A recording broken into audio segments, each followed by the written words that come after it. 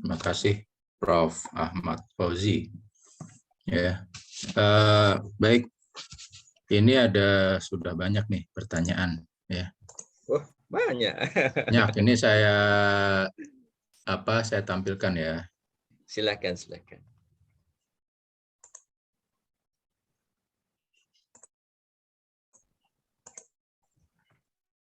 Oke. Ya, ini Dok. Pertama dari Novi. Ya. Novi.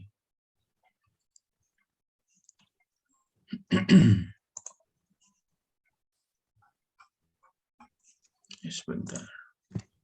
Ya. Mau tanya, saya pernah jatuh terpeleset dalam posisi berlari, jatuhnya terlentang. Dan sampai saat ini bagian punggung kanan terasa sakit. Waktu setelah jatuh, saya ronsen tidak ada fraktur. Apa yang harus dilakukan, Dok? Silakan. Ya, Mbak Novi ini jatuhnya kapan ini jalan ceritanya? Iya, Dok, saya jatuhnya mungkin sekitar 6 atau 7 bulan lalu ya. Waktu itu Jadi umur sekarang dong ya? iya, jadi waktu itu rumahnya bocor. Terus lagi dibetulin sama tukang, terus dia lupa nutup. Waktu itu hujan besar sekali, terus saya dengar dari ruang makan, saya pikir kok ada air jatuh ya gitu di ruang tamu gitu. Pas saya lihat kok airnya semua jatuh, saya lari dari ruang makan. Saya nggak tahu kalau airnya udah sampai ke dekat ruang makan gitu. Jadi saya jatuh terpelanting. Itu sih Jadi sampai saat ini. kalau jatuhnya celentang, itu kalau dia mau patah, kalau besar banget misalnya ya gayanya itu mungkin iga dapat terjadi. Tetapi kalau jatuhnya itu adalah jatuh indirect, nah tadi saya singgung indirect, misalnya begini, seseorang jatuh dari anak tangga kelima posisi berdiri, itu kan yang numpu pertama misalnya atau dari ketinggian yang lebih tinggi itu adalah tumit. Tapi yang patah itu tulang belakang, itu kita sebut indirect. Gayanya diteruskan dari kaki ke lutut, ke pangkal paha, ke tulang belakang. Nah, di tumit dia kuat menahan beban, di lutut dia masih menahan beban, masih kuat, di panggul dia sanggup menahan beban, di tulang belakang, jenis tulang belakang tentu tidak sama dengan yang di bawah, jenis tulangnya, melesak yang di atas. Nah, itu kita sebut indirect. Kalau jatuhnya itu celentang tapi langsung patah misalnya iganya, itu kita sebut gayanya direct, kita terima. Gayanya pasti lebih besar dibandingkan dengan indirect. Nah, kalau pada kasus ini kalau dia kelihatannya itu adalah direct, jadi kemungkinan tulang belakangnya itu enggak apa-apa, kemungkinan. Ya. Tetapi iga kalau mau patah, dia mungkin iga yang patah. Nah, bagaimana menilainya? Nah, saya tanya tadi kenapa kejadiannya itu kapan? Ini biasanya umur kita ini ada tadi saya nggak jelaskan pada kasusnya adalah disdegenerasi pada tulang belakang. Itu saya nggak jelaskan. Waktunya nggak cukup sudah pasti. Yang kedua itu adalah yang dapat terjadi adalah osteoarthritis pada tulang belakang. Jadi yang pertama itu adalah kemungkinan ada disdegenerasi. Jadi kita sudah ada keseimbangan. Diskus itu adalah bantalan antara ruas tulang belakang dari satu ke satunya. Nah, itu kemungkinan sudah ada pendesakan dia ke daerah depan, ke sumsum tulang belakangnya, atau pada daerah sendi-sendi di antara tulang belakangnya. Nah, saya kira itu kalau dari X-ray-nya tidak ada apa-apa. Tetapi mungkin nanti kapan-kapan kita bisa review, Mbak Novi. Kalau mau datang ke saya boleh. Nanti X-ray-nya dibawa aja. Nanti kita review apakah dari tulangnya ataukah dari lainnya.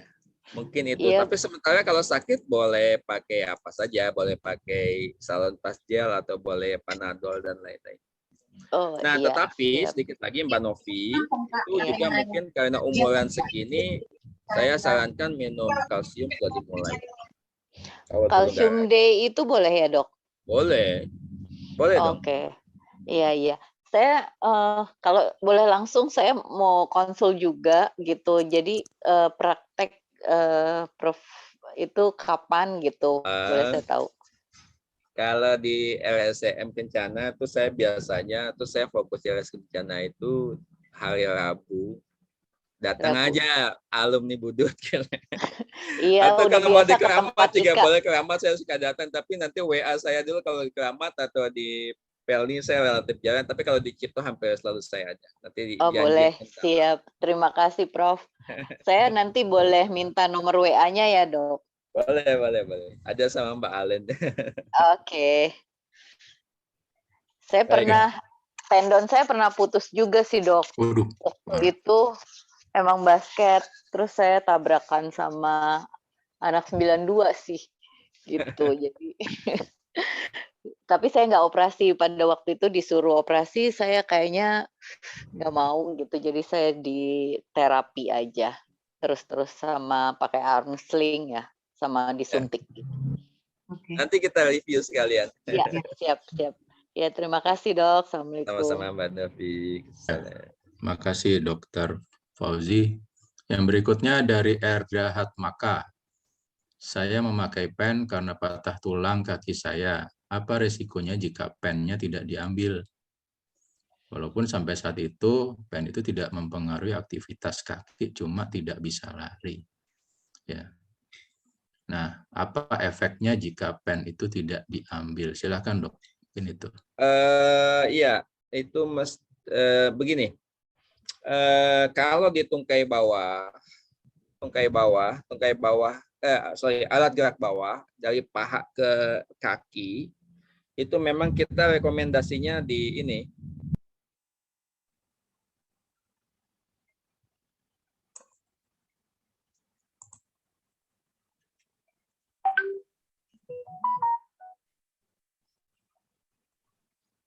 Oh, suaranya hilang ya?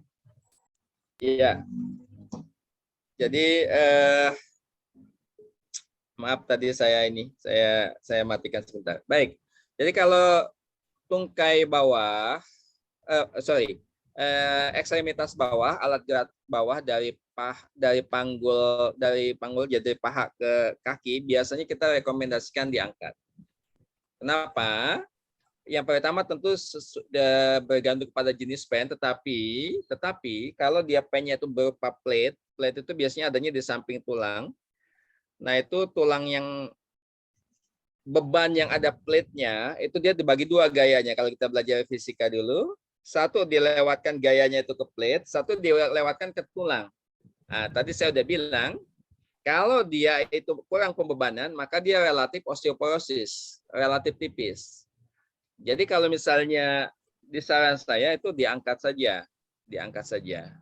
Tetapi kalau ada yang menghalangi diangkat, misalnya ada gangguan penyakit tertentu, misalnya jantungnya jadi kurang sehat, ya nggak apa-apa. Nanti tinggal disesuaikan saja.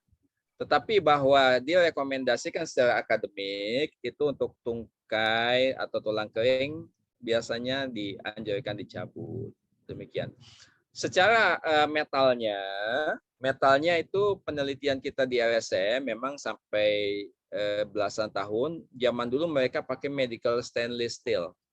Itu debrisnya, particle wear-nya ada, tapi kalau dia metalnya bagus banget biasanya dia relatif kecil. Tapi kalau metalnya jelek jadi hitam tuh nanti tuh agak belang kakinya. Ada reaksinya juga biasanya reaksi terhadap particle wear dari metalnya. Tapi kalau titanium biasanya cukup bagus dia. Lebih sedikit lagi particle wear-nya dan lebih diterima oleh badan daripada medical stainless steel yang wear-nya itu. Demikian Mas Doni jawaban saya. Oke, gimana Erda Hatmaka? Jelas ya? Ya, Nanti kalau belum jelas silahkan present aja. banyak Mas Doni, Pak Dokter. Terima kasih. Baik. Nah, kemudian Hikmah. Dok, saya kena HNP di lumbal 4 dan 5. Rencana mau tindakan endoskopi. Bagaimana menurut dokter?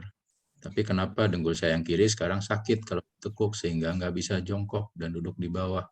Apa ini karena HNP? Silakan, Dok. Ya, ini Mbak Hikmah ini angkatan berapa ini? 86. 86, Dok. Baik. Jadi 86 artinya ya pertama itu bisa ada dua-duanya kelainannya. Jadi seperti saya sampaikan tadi, biasanya degenerasi sudah muncul pada umur 40-an. Jadi apalagi kalau mohon maaf ini biasanya kaum ibu ini umur 50-an juga berat badannya suka nampaknya banyak ini biasanya. Iya benar dok, gara-gara ini juga sih sekarang nih apa WFH nih terus-terusan jadi kayaknya kebanyakan duduk. Saya kenanya nih pas kebanyakan duduk kayaknya dok, kan kerja kadang-kadang di rumah bisa sampai jam 9 malam, malah jamnya tuh lebih dari di kantor biasa sih dok. Iya, biasanya umur segini itu berat badannya tuh nambah. Jadi dampaknya kalau nambah itu beban ke lututnya juga berat. Iya, betul. Yang kedua, HNP juga tetap berjalan. Jadi kemungkinan bisa ada dua-duanya. Makanya kita mesti review dua-duanya. Jadi HNP-nya mesti kita lihat. Yang kedua itu adalah lututnya juga mesti kita lihat. HNP itu dia di samping tulang belakang itu dia keluar saraf. Ya, saraf. Jadi seperti saya bilang kabelnya itu securingnya itu ada di otak sama di sumsum tulang belakang. Kabel-kabel yang menyarafi fungsi otot-otot itu ada yang keluar dari dua area tersebut. Kalau kabel listriknya yang dari pinggang L3 L4 misalnya itu dia itu yang buat khusus lutut itu dia juga terdesak oleh HNP, maka lututnya juga bisa sakit. Itu namanya kita sebut sebagai radiating pain, nyeri yang menjalar ke arah lutut. Maka pada kasus tersebut, kalau kita koreksi lututnya, pinggangnya nggak dikoreksi, dia akan tetap sakit. Tapi kalau pinggangnya dikoreksi, pendesakan terhadap sarafnya itu memang dikoreksi dengan catatan setelah treatment non-operatif treatment selama 6 minggu ditambah dengan penggunaan korset dan fisioterapi itu tidak respon atau tambah jelek sakitnya, tambah berat, maka kita pertimbangkan operasi. Tapi kalau misalnya dengan non-operative treatment itu cukup bagus, otot perutnya dan pinggangnya kita bisa jadikan bidai sebagai pengganti korset, maka belum tentu perlu operasi. Nah, lututnya juga kita mesti review apakah ada osteoarthritis atau tidak. Nah, jadi kita perlu cek dua-duanya. Tapi kalau cerita tentang HNP tadi itu kaidahnya seperti yang saya bilang tadi.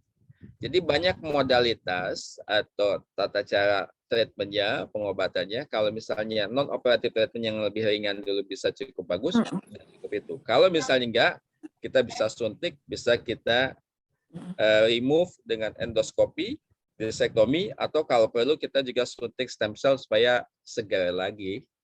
Kira-kira begitu jawaban saya. Mas Doni. Gitu.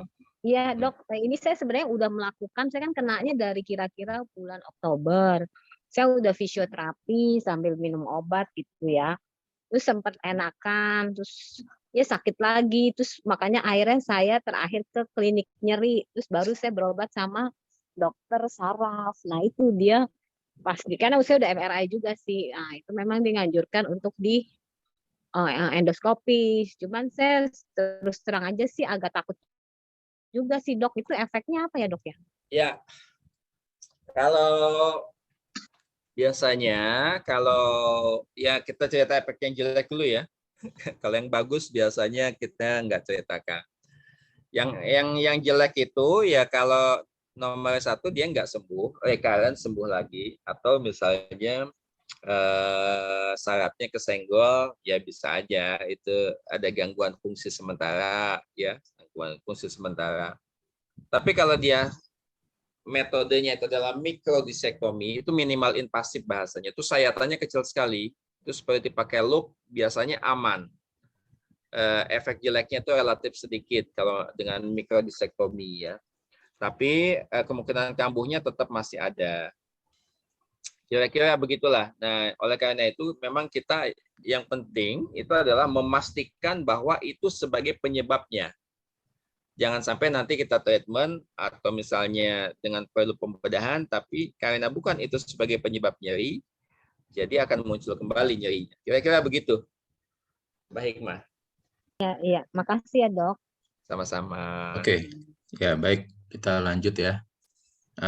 Sebelumnya ini karena keterbatasan waktu mungkin juga nggak bisa semua, tapi pertanyaan-pertanyaan ini akan saya kirimkan ke Prof. Fauzi ya untuk dijawab.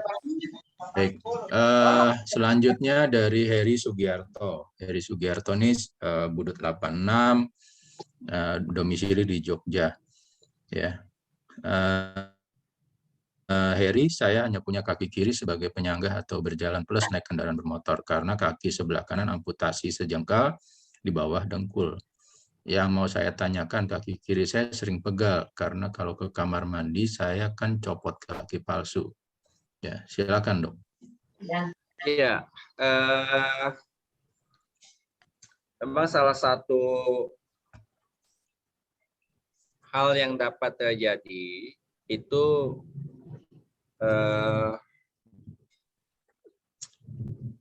kalau ini kan adanya pembebanannya kemungkinan akan lebih yang sebelah kaki yang masih ada. Ya betul. Ya kan. Jadi kita bisa dimengerti karena pembebanannya itu akan lebih banyak pada yang sebelah kaki yang masih utuh. Sakitnya itu bisa mulai dari panggul atau bisa juga pada daerah tulang belakang kalau pada kasus seperti ini. Kenapa? Karena bebannya memang lebih banyak dialihkan kepada sisi yang masih lengkap. Tetapi ya sekali lagi basicnya adalah kalau pada umur segini itu memang adanya degeneratif. Jadi kita harus review, yaitu tulang belakangnya kita mesti cek tuh sekali-sekali itu yang apa namanya Mas Heri, kita mesti cek itu tulang belakangnya sekali-kali sama panggulnya. Apakah memang juga sudah mengalami osteoarthritis atau tidak? Tapi sekali lagi penyebabnya itu adalah hal tersebut. Yang sakit cuma lututnya aja, Pak Dokter. Iya. Jadi punggungnya enggak sakit. Ya, jadi pembebanan itu karena dialihkan, itu mulainya itu adalah dari lutut, panggul, pangkal paha, sama pinggang. Itu yang masih kita cek. Jadi kemungkinan bisa dimengerti mekanismenya, kemungkinan itu sudah mengalami degeneratif, sudah mengalami itu. Nanti mudahnya itu di ronsen aja. Sebelum ronsen boleh sih kalau mau ketemu saya, teman sejawat ortopedi lain juga boleh. Itu enggak terlalu susah sih kita cek itu nanti ada OA atau tidak. Sudah mulai ada, mungkin sudah mulai ada OA kalau mulai sakit. Nanti kalau diperlukan kita ronsen. Tahapannya tergantung pada gradingnya, pengobatannya grade 1, 2, 3, dan 4. Nanti kita lihat apa yang bisa kita kerjakan. Kalau cukup dengan exercise dan obat ringan saja, kita mulai dengan itu dulu. Kalau perlu kita suntik. Itu yang penting kan supaya kalau lutut itu supaya stabil tuh quadricepsnya.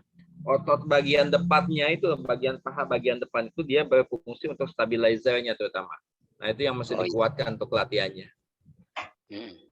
Kira-kira begitu. Siap, Pak Dokter. Oke. Ya. Nanti Pak Dokter. Baik, terima kasih dok. Berikutnya, nah ini penting nih dari Joni Subiantoro. Ini yang sering terjadi. Mau tanya apakah urut tulang saat kecelakaan diperbolehkan? Karena saya punya teman, dia tidak ke dokter ahli tulang, tapi datang ke tukang urut tulang. Silakan dok. Ya, jadi begini. Tadi saya sudah singgung sedikit. Grading patah tulang itu ada mulai dari retak saja, simpel saja patahnya, maksudnya sampai dia completely putus ya, completely putus. Dan yang kalau komplit putus, pada tulang-tulang dengan otot yang tebal, misalnya otot paha, itu dia pasti shorteningnya, pemendekannya itu cukup banyak, bisa 2 cm atau mungkin 3 cm ya. Tapi kalau pada tulang di daerah betis itu kadang-kadang bukan kadang-kadang itu kan bagian depan itu kan tipis ya, di bawah kulit kurang lebih setengah sentimeter dari kulit itu sudah sampai tulang.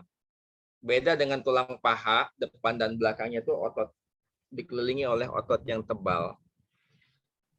Sehingga tarikan otot pada tulang kering misalnya itu lebih kurang tidak sekuat pada otot daerah paha. Jadi kalaupun ada pemendekan biasanya tidak terlalu banyak. Konsep tulang, konsep patah tulang, dia itu adalah tulang itu prinsipnya kalau tidak ada faktor yang menghambat, misalnya ada yang asal tulang itu ketemu tulang dengan tulang, dia akan nyambung. Itu prinsipnya. Yang kedua, seperti saya bilang tadi, nggak ada yang menghambat. Lokalnya yang menghambat itu adalah misalnya otot. Jadi kalau ada otot yang terperangkap di antara dua ujung tulang yang patah, dia nggak akan nyambung. Nah, apalagi faktor yang menghambat? Faktor yang menghambat antara lain adalah perokok berat. Nah, penyakit tertentu atau perokok berat, DM juga sedikit lebih menghambat, tapi rokok itu penelitian di mana-mana, komponen rokok itu dia akan menjadi penghambat terjadinya aktivitas dari sel-sel osteoblast namanya yang menghasilkan matriks untuk penyembuhan patah tulang. Kalau tulang ketemu tulang, biasanya nempel, tetapi yang tidak mampu dilakukan oleh tukang urut adalah nomor 1, membedakan apakah itu sendi keluar atau tidak. Yang kedua adalah patahnya itu dia tidak mampu koreksi panjangnya. Nah, jadi kalaupun pada otot yang tipis pada tungkai bawah misalnya, dia itu asal ditempel. Nah, prinsipnya kalau ortopedi itu adalah ketika tulang itu ketika proses penyembuhan yang bagus, dia nggak boleh diganggu. Sehingga, tadi saya sudah contohkan itu bagaimana pasang bida yang benar. Itu prinsipnya. Jadi kalau ada patah tulang pada tungkai yang di bawah lutut, maka yang masih diimobilisasi atau diistirahatkan itu adalah sendi lutut dan sendi ankle.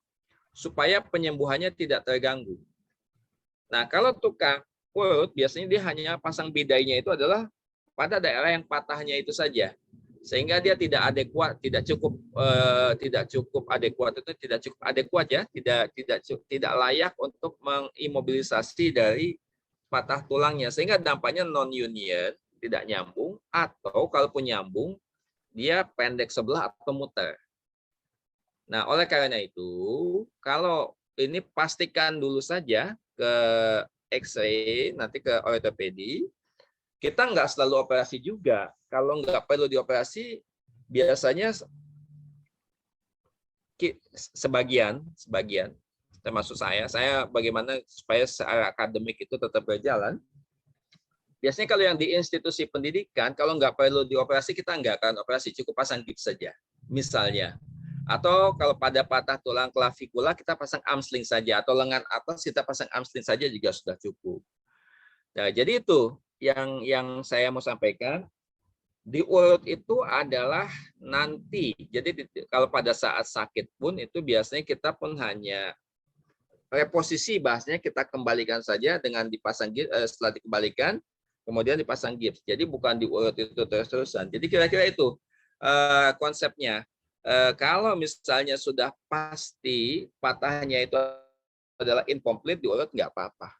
Tapi kalau patahnya itu komplit, jauh lari, itu nanti nyambungnya tidak bagus. Apalagi kalau sendinya keluar. Contohnya, kalau pada daerah siku misalnya, dukun itu biasanya, dukun patah tukang urut, itu dia pasang bidai aja, sehingga sendi itu dipasang bidai nggak bisa bergerak. Padahal, kalau sendi itu keluar, seperti saya bilang tadi, itu adalah emergency situation. Jadi kita mesti kembalikan.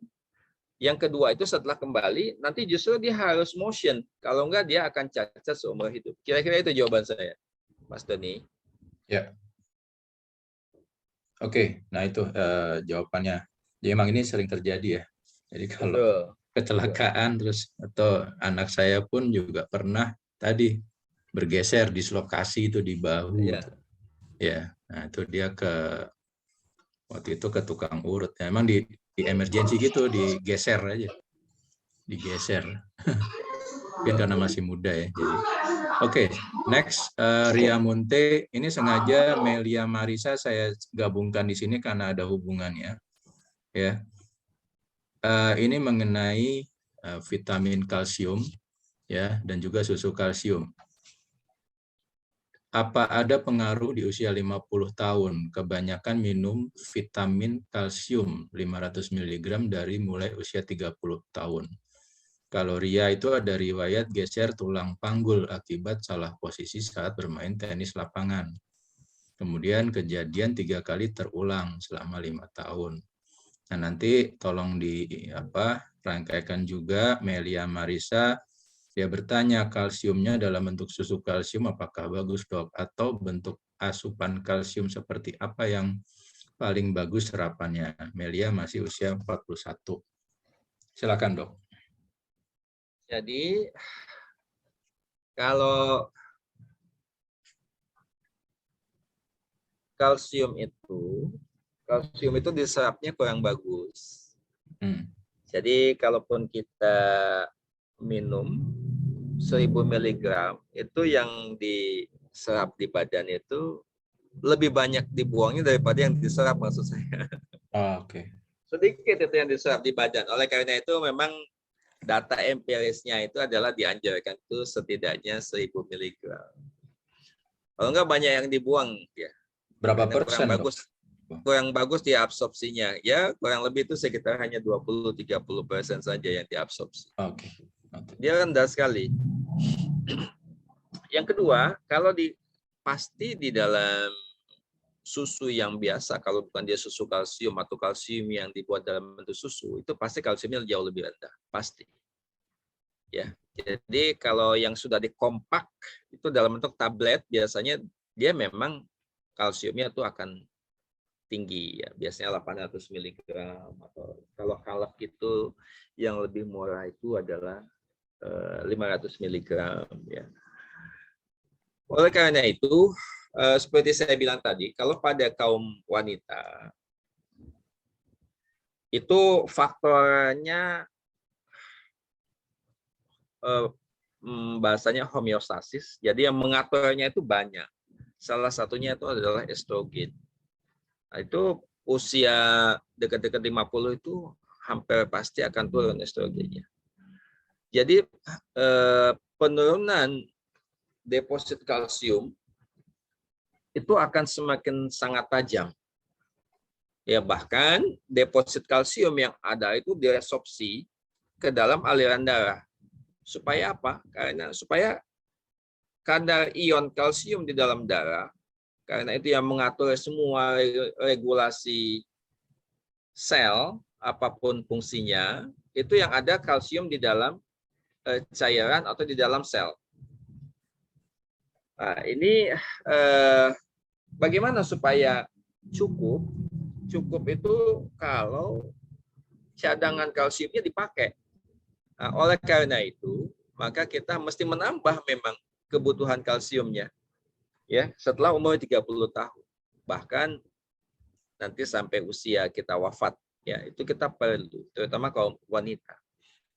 Kalau juga nanti, apalagi kalau misalnya jarang makan ikan atau nggak senang makan yang banyak, makanan yang banyak kalsiumnya. Nah, yang kedua itu adalah dislokasi itu memang bisa berulang, terutama dislokasi bahu. Dislokasi panggul itu kadang-kadang berulang juga, ya, kalau sudah habitual, ya. Nah, kalau sudah habitual itu panggul ataukah bahu itu harus hati-hati, terutama panggul, ya. Kenapa? Karena panggul itu adalah sendi yang mendapatkan pembebanan berat itu, ya. Pembebanan berat dari panggul, tulang belakang, isi organ dan kepala. Sehingga dampaknya adalah bisa kalau tidak dihemat-hemat maka nanti osteoarthritis nanti. Yang nggak stabil, osteoarthritis. Ya, tadi pengapuran nanti panggulnya. Jadi perlu dihemat-hemat, ya, aktivitasnya disesuaikan, ya. Hati-hati dengan posisi tertentu. Posisi yang dapat atau berpotensi untuk menyebabkan lepasnya sendi panggul. Ini kemungkinan sendi panggulnya ini dislokasi ke belakang, ke leher belakang. Yang kedua mungkin ada instabilitas dari penyanggahnya, namanya labrum, bibirnya itu labrum. Nah, itu mungkin ada robekan. Nah, tapi karena usia segini jadi nggak seberapa sakit. Tetapi posisinya tetap harus hati-hati. Posisinya itu apa? Nah, posisi yang potensi itu adalah kalau dia kebentur saat kita duduk seperti mengendarai mobil. Jadi hati-hati, maksud saya ngerem mendadak misalnya, lututnya kebentur dia lepas nanti. Kira-kira begitu. Jadi posisinya itu adalah posisi fleksi bahasa saya itu. Lipat pahanya itu, paha melipat itu potensi lepas. Oke, jadi kemudian pertanyaan berikutnya, jadi kalsium di dalam cairan, di dalam susu itu boleh diminum, tetapi biasanya kurang adekuat, kurang cukup ya. Nah, jadi kalau bisa tablet saja murah. Kalau mau dibarengin susu ya tidak tidak salah juga, silahkan saja. Mungkin satu tablet dengan susu, satu gelas susu mungkin 200 mg barangkali itu. Nanti dicek aja masing-masing susu satu gelas itu berapa miligram di dalam susunya. Kemudian olahraganya, nah itu yang memang mesti dilatih, disesuaikan. Jogging santai boleh sekali. Itu adalah untuk melatih otot. Yang kedua itu adalah untuk melatih supaya tulang rawannya juga dapat makan. Dan tentu tulangnya yang mendapatkan pembebanan jadi cukup padat. Pada penelitian hewan beberapa masa lalu ya, sekitar 10 tahun lalu barangkali, itu diuji nih, tikus disuruh berenang. Disuruh berenang dibandingkan dengan tikus yang tanpa berenang ya. Itu yang berenang pun cukup padat juga tulangnya. Jadi artinya walaupun tidak mendapatkan pembebanan tetapi diaktifkan, itu juga akan deposit tulang terjadi. Akan mengalami deposit tulang. Saya kira begitu. Ini 2 pertanyaan ya, Mas Doni, dari Ya, Mbak Ria sama Mbak Melisa ya. Ya, Melia. karena berkaitan ya, hampir sama Baik. lah. Nah, Ria Munte raise hand, Dok. Silakan Ria untuk bertanya langsung. Oke, makasih. Dok, untuk masalah saya ini memang sejak kejadian 3 kali terulang, selama 5 tahun dari umur 30 sampai 35 saya berhenti untuk bermain tenis secara permainan. Nah, untuk sekarang ini apakah saya harus hindari ya, Dok, olahraga seperti itu? Harus yang ringan-ringan atau bagaimana, Dok? Iya, betul. Jadi itu kita mesti sesuaikan. Apalagi kalau ini sudah 3 kali mengalami dislokasi ya. Itu harus dihemat-hemat bahasa saya tadi. Ya, supaya setidaknya kalau bisa tidak ganti sendi panggul sampai 65 tahun kan bagus ya. Ya, Dok. Jadi kalau bisa itu posisi yang potensi seperti saya bilang, posisi yang potensi potensi untuk jadi lepasnya sendi panggul itu lututnya fleksi, panggulnya fleksi, jadi lipat seperti orang duduk lah ya. Duduk, yang kedua itu panggulnya juga dirapatkan. Jadi aktivitas yang hati-hati, pertama apalagi kalau jatuh, jaga keseimbangan, jangan sampai jatuh dengkulnya, lututnya membentur lantai, itu potensi lepas. Oh ya. Nah, itu maksud saya. Tetapi kalau tidak ada impact, tidak ada dampak seperti itu, ya tentu kalau main tenis kan dia impactnya lebih besar ya. Jadi jogging santai saja atau sepedahan atau sepeda statis ataukah renang boleh Mbak Ria. Itu saya kira lebih safe. Makasih, Begitu. Dok. Baik, sama-sama. Oke, baik. Mudah-mudahan sudah terjawab. Berikutnya, Dok, ini juga common banget dari Lina, Dok. Kalau kaki, tangan, leher pegel, kemudian digerakkan sampai krek gitu, Dok. Bahaya enggak itu aja? Silakan, Dok. Ya,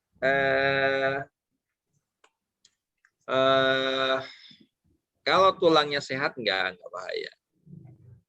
Enggak bahaya. Jangka panjang gimana, Dok?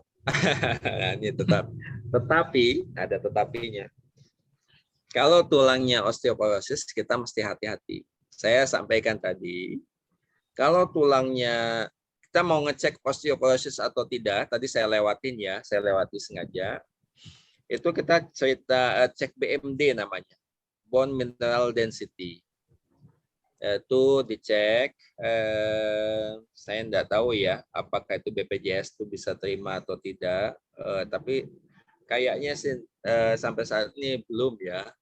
Tapi itu perlu dicek sekali-sekali, apalagi sakit pinggang, misalnya sering sakit pinggang, atau sudah menopause ya dekat-dekat 55 tahun, itu bolehlah dicek sebagai data dasar apakah ada apa namanya, ada osteoporosis atau tidak, ada osteopenia atau tidak. Yang kedua, kalau osteoporosis berat itu begitu bisa patah tulangnya, maksud saya begitu. Yang ketiga, kalau sekali-sekali sih enggak apa-apa. Tapi kalau terus-terusan rutin banget, dia repetitif trauma bahasanya, seperti saya bilang tadi. Repetitif trauma. Itu nanti kan tuh yang digerak-gerakkan, yang bunyi kan ligamen aja. Ligamen tadi dia merangsang untuk, karena ligamennya itu kan tidak seloncer pada seusia muda. Jadi tarikan-tarikan ligamennya merangsang untuk terjadinya osteofit, pengapuran nanti, kira-kira begitu. Ya, tapi kalau dia kenceng, itu dia, makanya kalau tukang cukur saya nggak mau tuh leher saya itu habis dipangkas kemudian dipijat. Stop, saya bilang stop, jangan. Lepas nantinya atau nyangkut repot nanti, dia nggak bisa ngontrol tenaganya, kira-kira begitu. Jadi tetap harus waspada, hati-hati. Sekali-sekali sih nggak apa-apa, tapi kalau leher hati-hati. Kalau sama tukang cukur ini ya buat yang bapak-bapak tentunya. Kalau lengan, kalau repetitif trauma sekali-sekali nggak apa-apa, tapi kalau sering tentu punya potensi dengan OA, dia merangsang lebih OA lagi. Demikian Mas Doni. Oke. Ya, terima kasih. Mudah-mudahan menjawab. Dan berikutnya ini masalah saraf kejepit, nanti di bawah juga ada. Jadi cukup satu aja. Dokter mau tanya, apakah saraf kejepit berdampak pada kelumpuhan? Ya. Saraf kejepit itu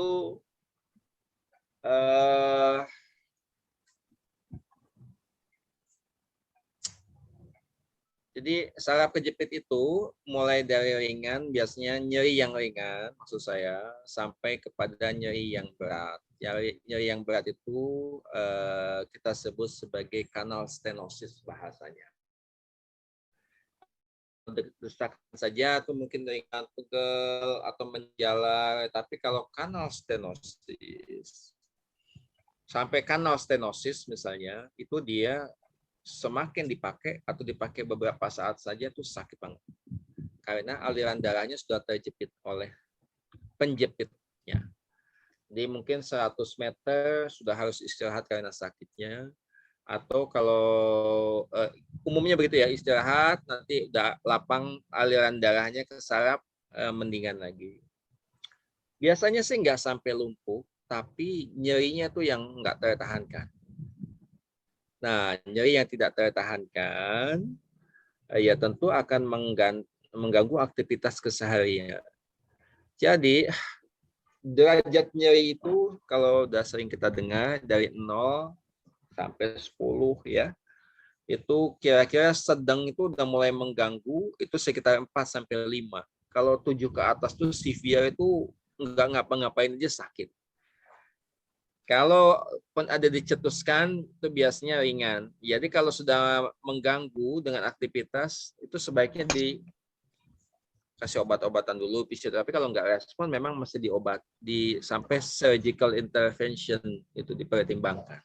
Seperti penjelasan saya tadi, siapa ya yang tadi tanya itu, kita biasanya ada tahapan pengobatan. Kalau memang sangat terpaksa, udah nggak tertahankan, kita pertimbangkan dilakukan surgical intervention. Tapi kalau sampai lumpuh, dalam betul-betul lumpuh, biasanya enggak. Karena biasanya itu sakitnya tak tertahankan dulu sampai menyebabkan yang lebih berat. Demikian jawaban saya. Oke, terima kasih Dok. Nur Aini, mudah-mudahan itu sudah terjawab jelas ya. Ini pertanyaan berikutnya, Joni Subiantoro. Dia nanya lagi, istri saya ada benjolan tulang di sisi jempol kaki kiri kanan. Karena apa, Dok? Apakah bisa dioperasi? Silakan, Dok. Apa pertanyaannya? Istri saya ada benjolan tulang di sisi jempol kaki kiri kanan. Nah, apa ya? Apakah bisa dioperasi? Seperti union gitu loh, dokter. Oh, ya, bunion ya. Iya, Bunion maksudnya. iya betul, betul dok. Ah, ya. Kalau bunion itu terjadi karena ibu jarinya, ini terutama terjadi pada wanita, terutama kaum ibu-ibu nih. Terutama terjadi itu ibu jari jempol kaki maksudnya tuh dia bergeser ke arah luar. Iya, betul. Nah, jadi ke arah luar gitu kan ya. Iya, Nah, jadi kan harusnya dia lurus begini. Nah, tapi ini gini kan gitu kan ya. iya, Itu betul. namanya kita sebut sebagai hallux valgus. Ya, hallux valgus bahasanya.